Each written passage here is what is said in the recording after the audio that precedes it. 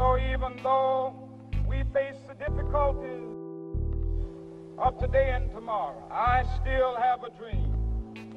We've got some difficult days ahead, but it really doesn't matter with me now, because I've been to the mountaintop.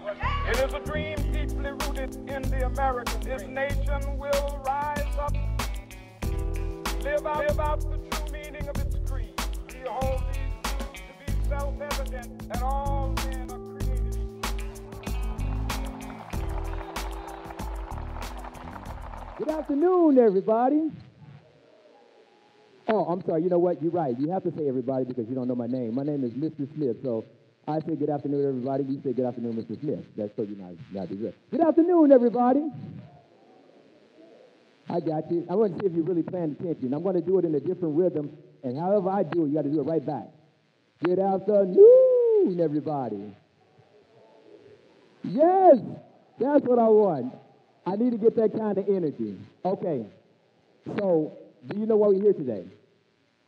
Okay, it's Black History Month.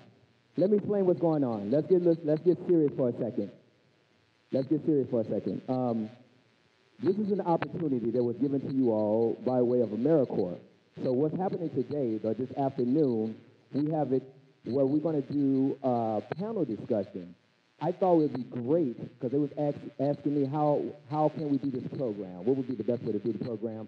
I thought to do it where you all are involved. I'm just helping to moderate, but it's going to be your words because I wanted to have it where I wanted you all to have a voice in this panel. So you're going to have an adult in there, but we also have your peers in there and in this panel as well. And then we also have coming up our young scholars from our elementary and middle school coming up. I want y'all to give a round of applause for the ones who are going to be reading today.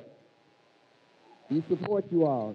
So the way we have this set up, we're going to bring in our panels now, and understand the way the routine is going to go is that I'm going to have one of our young scholars here. They're going to read a quote from Martin Luther King's Birmingham jail letter.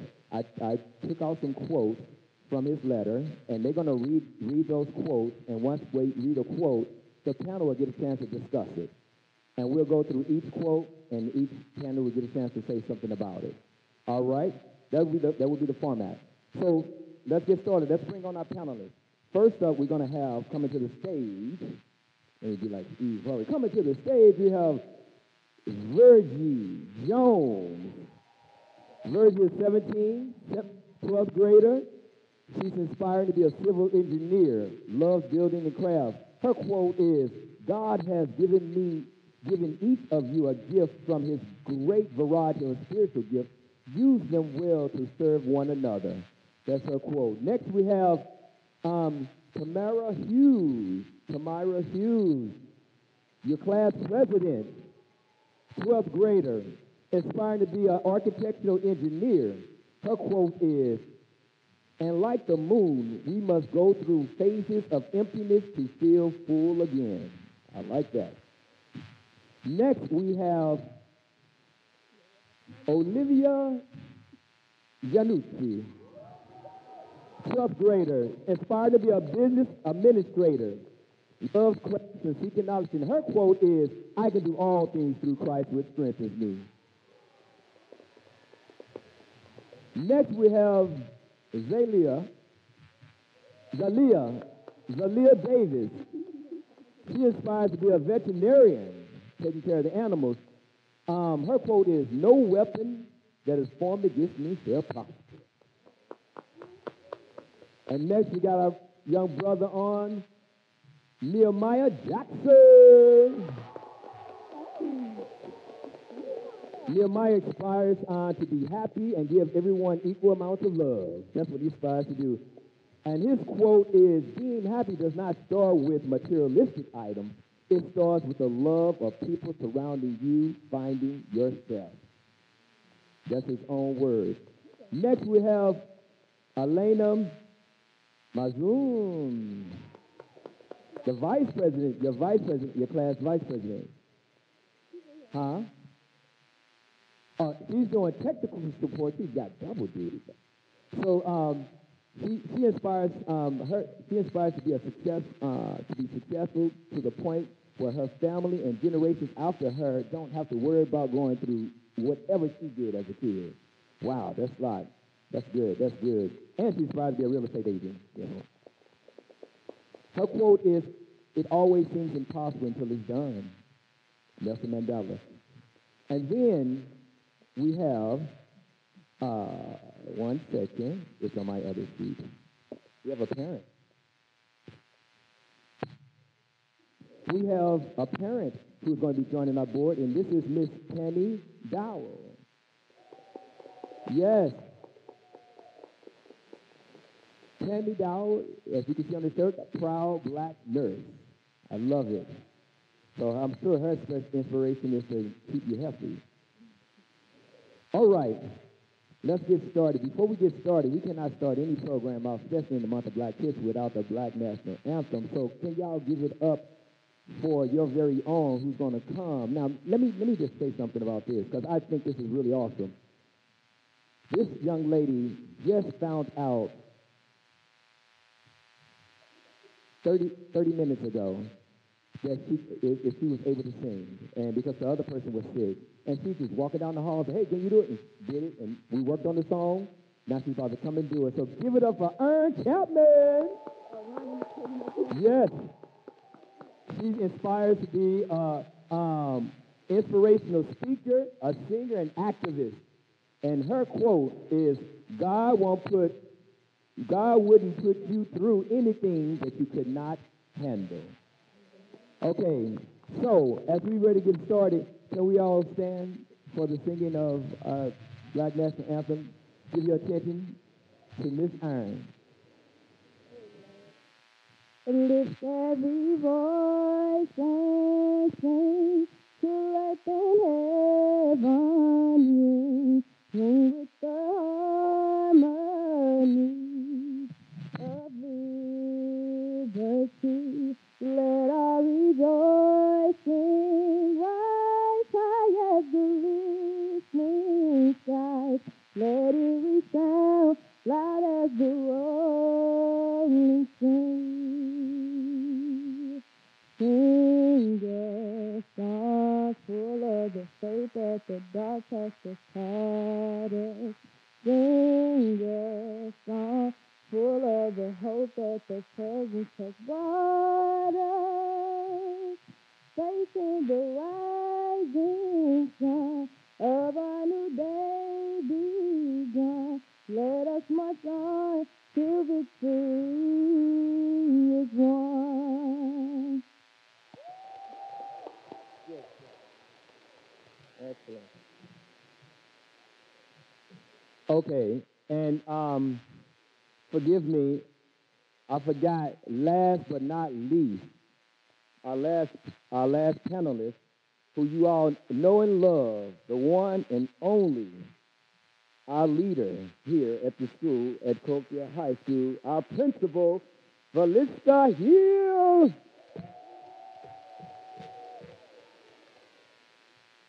All right, let's get started. Thank you. So as we start our program, we will start off with one of our young scholars. We'll read the quote, and then we will I'll present the question, and we'll start our discussion. So I need you all to be participants in this listening and to the discussion. And if you hear something that you enjoy, still about a round of applause. But don't stop us, because we have to get through all of them. So really enjoy the moment. Really enjoy the moment as we go through. And you can always agree and everything like that. But please, do not do anything to try to stop and bring attention to you. Let's keep the attention on this stage and for the camera to capture this moment. All right, so for our first quote, we have coming up. Who's number one? Number one? Her name is Promise. Give it up for Promise.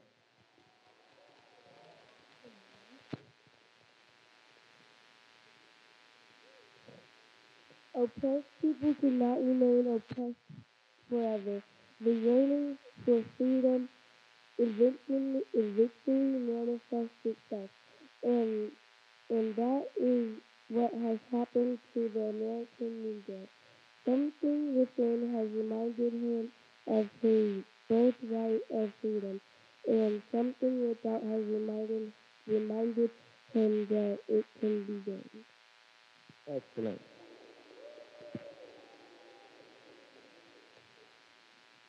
So with that being said, oppressed people, who would like to start off first on how they feel about that quote? It's at your discretion. I don't have to choose. You can just start. Just let me know who's starting. Who want to tell me what he's talking about on this first quote? What do you feel about the first quote?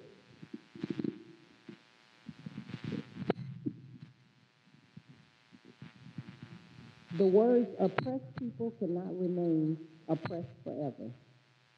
It's a mindset. If you feel that that's who you are and you believe that that's who you are, then it becomes contagious. So yes, we've dealt with oppression over the years, and we will probably continue to deal with it. But at some point, you've got to rise up, stand up, and evoke change. Oppression, again, can be a mindset that can be dehumiliating if that's what you allow it to be. So choose to overcome. Excellent. Anybody on the count of 1, 2? I'd like to add to that. Okay. I said, you can't tell us that we don't have a voice, because if you oppress us, our voices will get out one way or another. All right.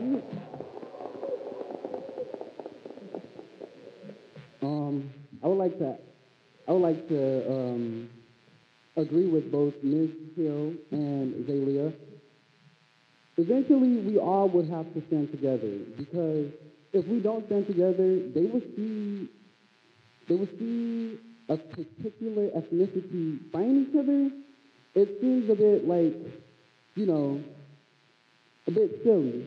So if we all stand together as one, if we stop all this violence, then I believe we can get somewhere.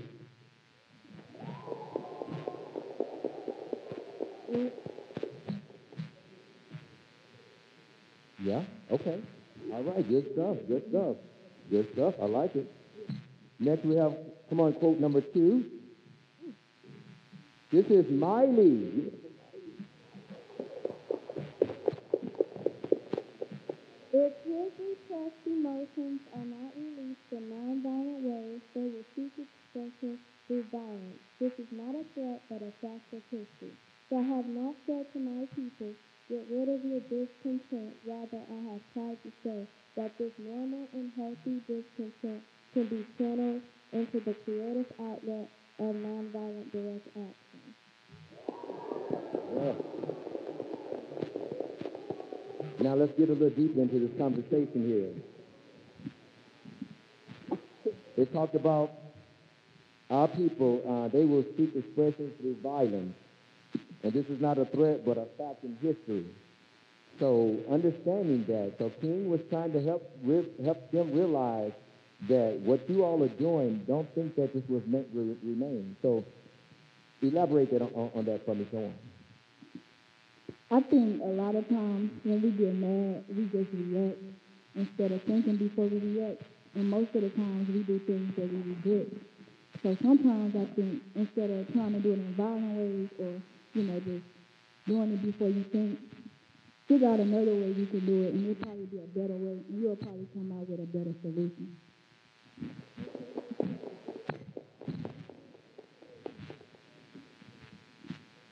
I would like to add on that. So what we did yesterday, that was nonviolent, but we got our point across. And now that we have our point across, people see us and people hear us. So we just need to learn how to come together and let our voices be heard.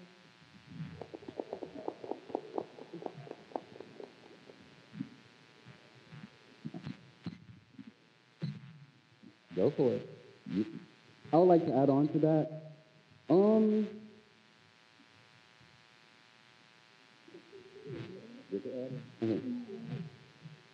As long as we're peaceful, it's actually hard to stay peaceful. But that's what they want to see, so that way they can retaliate. But as long as we stay peaceful,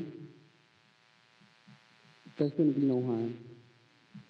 So I'm going to piggyback on what he just said. and staying peaceful. So what King was saying, also saying, is like, he's not negating the fact that we don't have something going on in the inside of us. But think of it as energy. So it can come out as a negative energy, or you can bring it out as a positive. But one thing you should not do, as King was saying, he said, you're going to have to let it out. So if you said, this is just a historical known fact that there will be retaliation, it just depends on how you decide to retaliate back.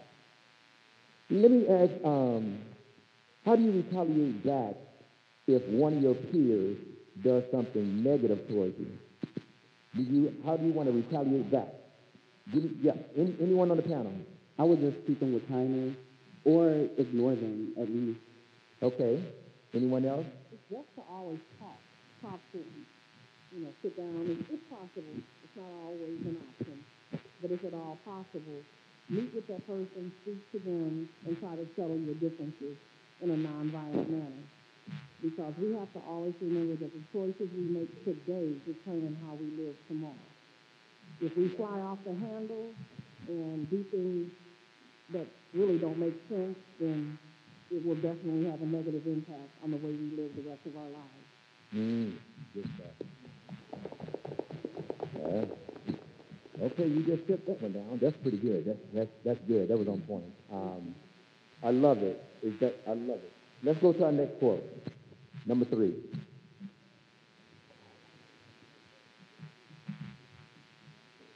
This is Karen.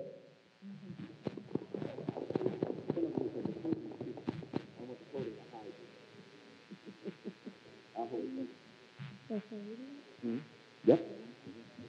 An unjust law is a code inflicted upon a minority, which that minority had no part in enacting or creating because they did not have the unhampered right to vote. Excellent. An unjust law.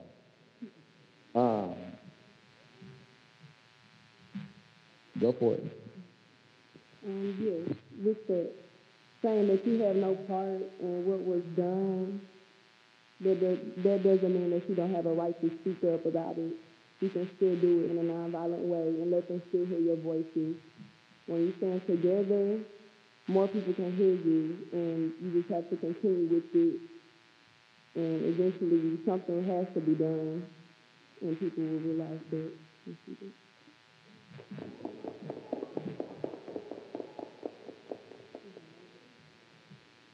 Anyone else? This is definitely proven by our history. There's many examples. Not being able to ride in the front of the bus, not being able to use certain water fountains, not being able to even go into certain restaurants, not being able to vote. All of these things were overturned because of us sticking together and steady fighting for the rights, for our rights. We have the same rights that are made available to everyone else. So we just have to stick together and continue to fight in a nonviolent manner. Right. I'm going to challenge the panel a second. It says an unjust law is a code inflicted upon a minority which the minority had no part in enacting or creating. So the rules have been laid in the school, and you know the rules, but you had no part in creating these rules. You just came to the high school, and they're here, and they're rules. So how do you address that? How is it that you are able, because it says you didn't have any part in creating these rules, but you have to abide by them, but you had no part in the creation of it. You can address it by trying to change it. And when we try to change it, you can't go the violent way. You have to go the best way possible, and that's the way that we were doing yesterday and the day that we're going to continue to do. So you're saying that if there was some rules in schools that you didn't like, how would you go about starting the process of addressing it? So we're talking about because anytime, let's talk about, like King is talking about how our people was a part of an unjust system because they did not help create the laws that they have to abide by. because it was not in their favor. Now, I'm just trying to bring it from the people all the way down to your level from the school perspective, because sometimes I'm sure you feel like the rules and regulations that you have to abide by while you're here in school, sometimes you think teachers or administrators can be what you call extra. Oh, you're being so extra. I mean, it ain't that serious. But it becomes a serious issue when it becomes abiding by rules and regulations. So if there's something you don't like, how do you start the process of the communication? I think the first part would be to make a plan, first off. Then second, see what you don't like about that rule and see how you can change what you don't like about it before just disobeying the rule. Yes. I would like to add to Tamira, also grab a group that has the same and common interests as you have in that plan. Because once you have that group, you can basically build off of that point. And when you're in discussion with, so in this case, if we're talking about the school, say you all are the government, school government. So if there was an issue that your body has, which is all here in front of you, if you all had an issue about something of a regulation, you don't go by a negative way of retaliating. You will go with the communication aspect, with the chain as you get to your student government, then your student government meets with the administrator or your teacher, who is the point of person. Again, that's a discussion. Yes? And now when you say to get to a group, you got to make sure that part of that group is a part of the, so if you all have that discussion, you got to make sure the person who helps enforce those laws are there, who has the power to maybe change or, sway a being. So that means that the leader has to be present in the discussion. You cannot have a change of laws with just another group, because then it'll be only for those groups. It has to be both parties. Anytime there's conflict, both parties have to be present. So if I could add to that, the current setup that we have a 10th grade, 11th grade, and a 12th grade office group. So we have officers at every grade level. And with that, when there's an issue, specifically at the 12th grade level, the body they went to their officers. Their officers then have a sponsor, and their sponsor and the officers then come to administration. And so we have been able to work through some things already this year as a result of following that protocol. Because you're right, there are rules that we have. It just is what it is. But if you want to see effective change, you've got to be very mindful of your approach. Because if you go in an angry, violent manner, chances are the listeners, which are the administrators, probably won't be as available. But if you design a plan, which is what one of our leaders just did, you design a plan, you get a like-minded group, and you all work through what the challenges are, have pros, cons, and also have an action plan, then the administrative team or the leaders, here at the high school, we will be very willing to sit and listen to the pros, cons, and the suggestions that you have to probably change that. And as minorities, we have to come correct. You've got to come with a plan, and you've got to do your homework prior to presenting so that people will listen to your voice if you truly want it to be heard. Yes. I love it. That's good. That's good. Only thing I would add to that is that sometimes we go about creating change, but we only use verbal. We have to learn how to use black and white. You have to use paper. The more you have, when you have something written on paper, it stands stronger than something you say by your words, because every time you say it, it's a possibility you may say it different or change the context. So once you start, as they said, the creative team, you compile. Now let's make it even smaller, micro. That was on the school level. And if I bring it all the way down to your personal level, when you all have conflict with one, you got to find a mediator. The whole point is two groups. King was talking about if they would have taken the time to sit down and let our people be a part of the making of the laws, and then we can have some say-so in it. So when you get down to your smaller level, all the way down to yourself, if you have conflict with even somebody personal, even with a teacher or with a peer in the school, you have to find a mediator. You have to resolve it by way of nonviolence. You got to just sit down, get a mediator. You can get into the room. You can even get your someone of your a speaker for each one. They sit there and you have someone to speak for you. If you get too frustrated where you cannot contain, you remain. And sometimes you need a speaker for it. I love it. Good stuff. I wanted to bring that home a little bit. What's our next quote? Come on. This is Nigel.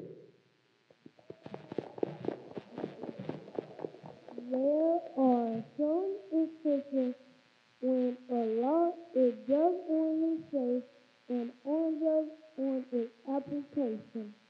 Good stuff.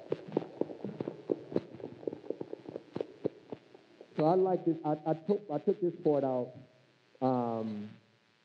because I want us to really dive in this. It's small and simple. There are some laws that look good on paper, but when you actually enforce it, it's not as just. So it's just on paper, but it's unjust when it comes to actually putting it forth. So talk to me. How do you all relate to that? I can relate to that because, say, in modern day, if a black person or a white person commits the same crime, a black person would most likely get sentenced more than a white person would. I mean, not get sentenced more. Well, a white person would not get sentenced more than a black person. Mm-hmm. Anybody else want to talk about that quote? In some instances, the law looks just on paper, but when it's actually carried out, it's unjust. There's a situation you can talk to or relate to that. So, what you got to stay on the panel. Sorry. What I was going to ask that was, it may look good on the paper, but when it's real life and it's your own life story every day, and it's unjust, you have to do something about it. You can't remain quiet. You live there every day, and you're not going to keep living there every single day. What they've done in the past, you have to keep making changes to move forward for movement. Even if you have to stand alone, there has to be change. I love it. I love the way she said there has to be change as we move. So even some laws have to make adjustments.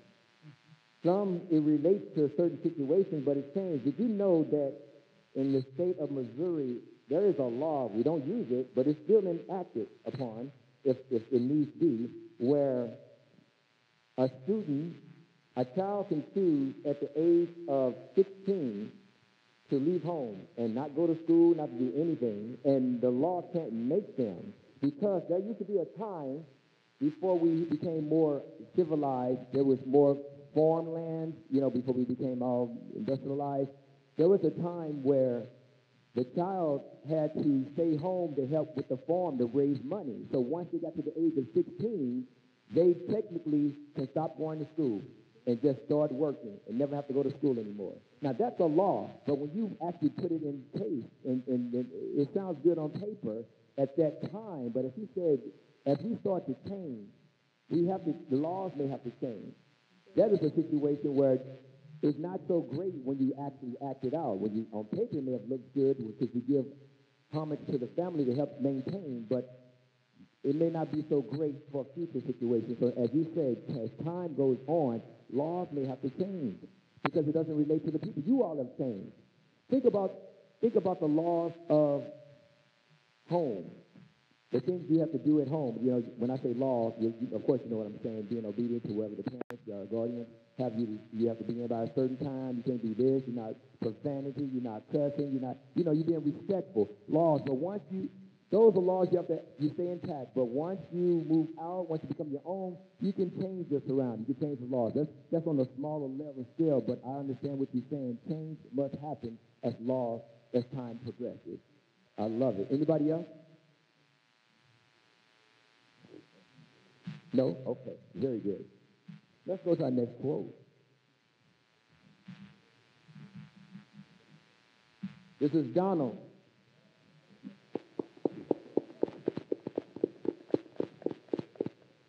We must use time creatively and forever realize that time is always right to do right. Now is the time to make real the promise of democracy and transform our pending national energy. into a creative form of brotherhood. Now is the time to lift off national policy from the quicksand of racial injustice to the solid rock of human dignity.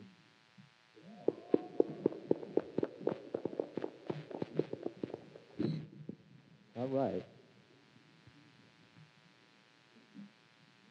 It's open. The panel is open.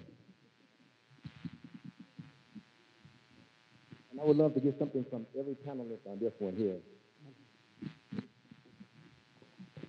I think now we should all come together and stand for what is right. I think it's been going on for too long, racial injustice. And like they say, human dignity, we are humans, we are the same. It can't just be the color of your skin, determine where you go, what school, what opportunities you have. It's not fair. And I think it's time. I would like to piggyback off Tamira. Yeah, you shouldn't be determined on the color of your skin, but the content of your character. Time is, quote unquote, infinity. There is never no, oh, it's too late. Time was created by man, which means there's a human construct. So basically, I'm not trying to say that it's time real, none of that, but like, it's never too late to like be justified. There you go. I would like to add on to both of them.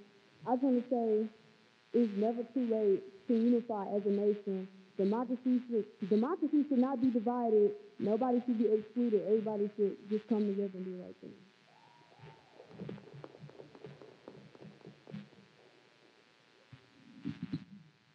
I would like to say, as everyone else has said, time is now because it's like we're moving faster even though we're not, but we're letting too much slide. And if we continue to let things slide, we're going to backslide into what happened before, and we don't want that.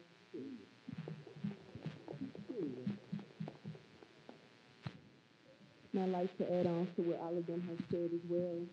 And time is now to make change in our lifetime. Tomorrow's not promised. Do what you stand on, be confident, and stay on your solid rock ground for everyone. So what's right? I would also like to add to what everyone has already said. You determine what happens in your time span.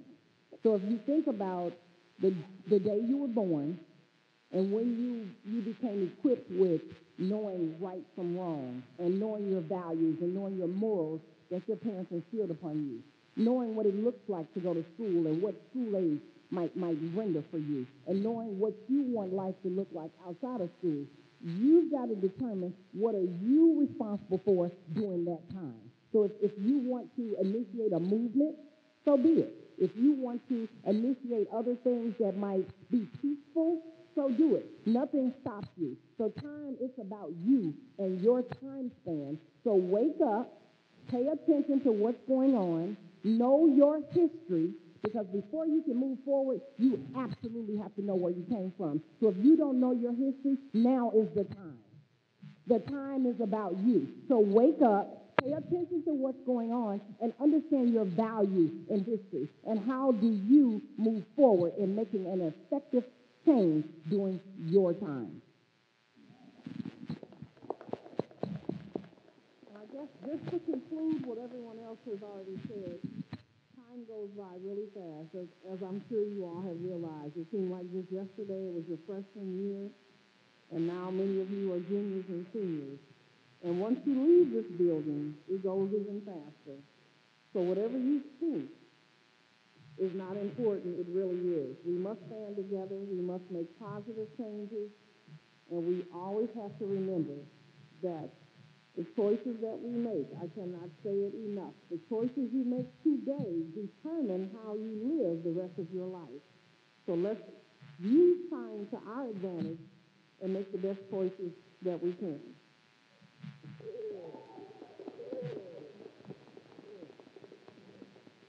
Did we get everybody? Excellent, excellent. Excellent. I love the way everybody spoke on time. That was the first half of his quote.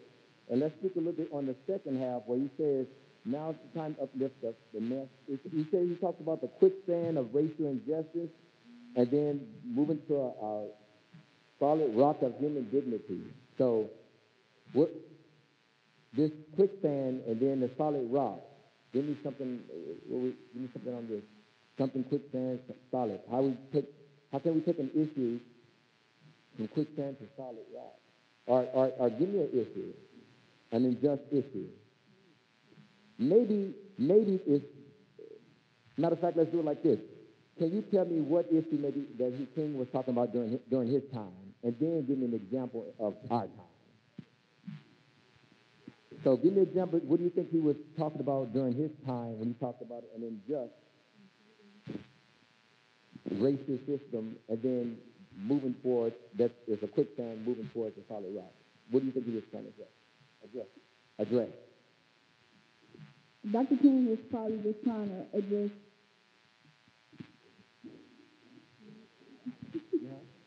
I'm sorry. What he was doing?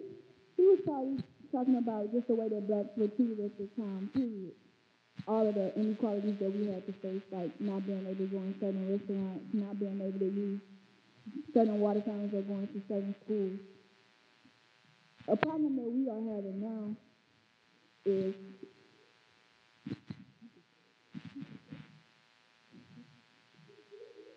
Go ahead. a problem that we are having now in our school.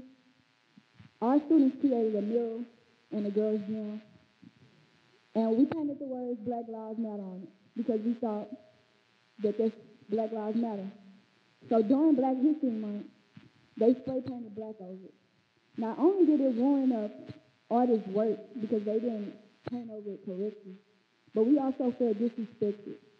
A lot of us yesterday peacefully protested because we felt like it wasn't right. Yes.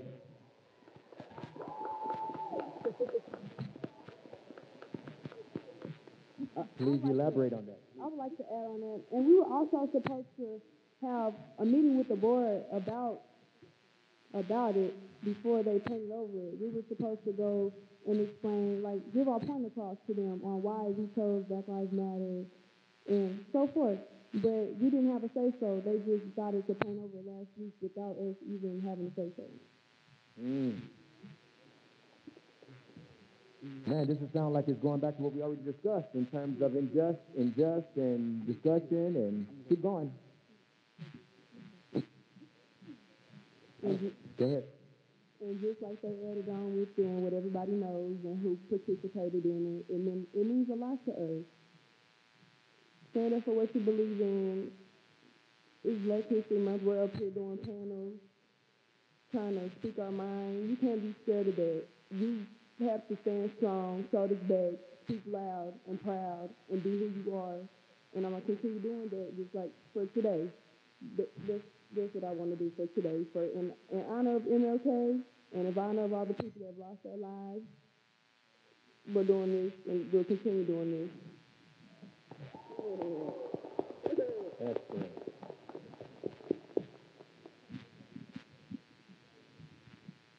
And even though we protested yesterday peacefully, and I know everyone saw it, we still didn't get the response that we wanted. No one still wants to hear us. No one still wants to listen to us, and it is unfair. But we will continue to go. Yes. Is that okay?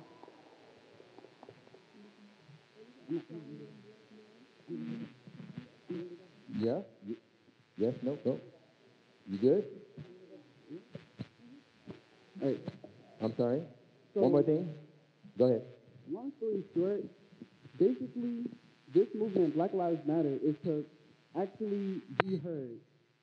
We know that all lives matter, but as an African American, I'm in fear to wake up to being pulled over by police and actually getting shot for not having a gun and pulling out my license. I'm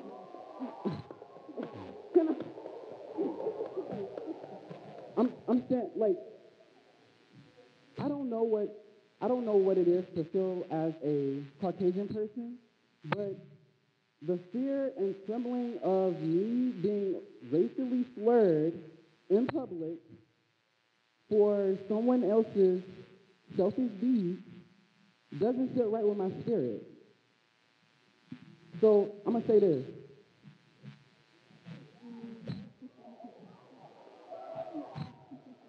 Black Lives Matter is a movement to improve and to actually seek help and to lower down racial injustices. Thank you.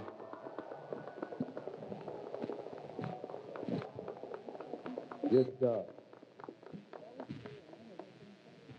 All right. Well, that's pretty good. That's a pretty good wrap up. Let me just make sure we cover our bases. I want to take the moment right now to acknowledge Americorps, for they send people, and we're talking about more than 270,000 members here. They have what's called people power, and what they do is in funding communities across the country. Americorps is like a federal agency that provides funds to organizations like Cahokia, the school district, to make positive impacts in our community. So, as we did today, as Americorps, we focus on education, economic. This is what Americorps focuses on: education, economic opportunity, disaster response, environmental stewardship, healthy futures, veterans, and military families. Americorps' purpose is to bring out the best of America. So as you say, Black Lives Matter, we understand that all lives matter. As Americorps says, bring out the best of America. The best of America is not the best of America in one race. It's every race. And the point of Black Lives Matter is to say that we matter in this race, even though we were not a part, as we said in the beginning, we were not, as we wrapped it up, we were not a part of the decision making and making laws. So we had to install it. The laws are then being put upon us. They seem great on paper, but when you have a police saying on paper you must sustain a person you believe that's liable of doing something, but then when you act it out, then you have a George Floyd situation where he is maintaining the person, but the way he did it was wrong. So you cannot say we are enacting a law, but the way you enact it should be unjust. You cannot use a law to advance your own agenda. If we're going to make the best of America, it must include every race, every person, male, female, him, her, them, they. It does not matter however you identify. You are a people, a part of this country, and you must be a part of it as well in order for it to be the best America. Thank you. Give another round to our panelists. Give another round to our young scholars. That was some excellent reading. No stumbling. That was phenomenal.